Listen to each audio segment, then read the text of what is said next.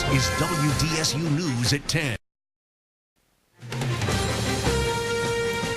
A Central City eyesore is no more, thanks to a nonprofit working hard to be a good neighbor in an area filled with nuisance properties. Tonight's Neighbor or Nuisance takes us to the corner of LaSalle and Toledano in Central City.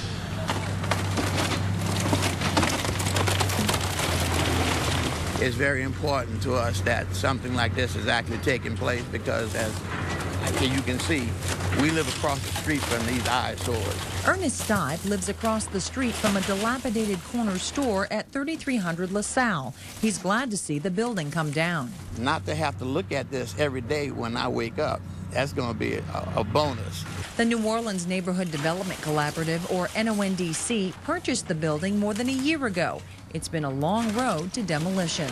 We worked with one of the tenants that was in the building, Mr. Woods, who's a barber right down the street. We helped him locate a property very close to where his business was located. Because it was an open facade, there was some squatter issues. We found a peaceable resolution to that, where we found somewhere for that person to actually live.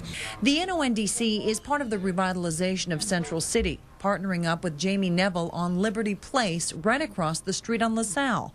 It's a 34-unit development that included the renovation of historic homes. Part of what makes it different is it's an opportunity to rehab existing residential structures under a low-income housing tax credit deal. It's always wonderful when we can bring back existing buildings as affordable but high-quality housing.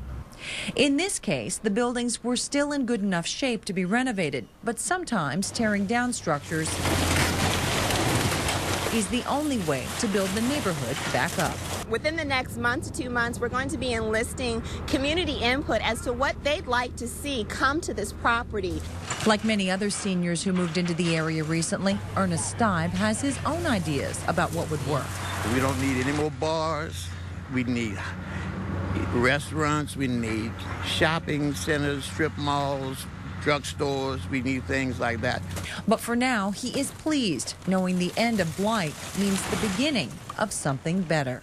And it means a lot to me. And it means a lot to the people in this community. We'll keep you posted. If you have a neighbor or nuisance type problem where you live, we do want to know about it. Please go to WDSU.com and click on the Neighbor or Nuisance tab to tell us your story. Please make sure you include your name, address, and your phone number.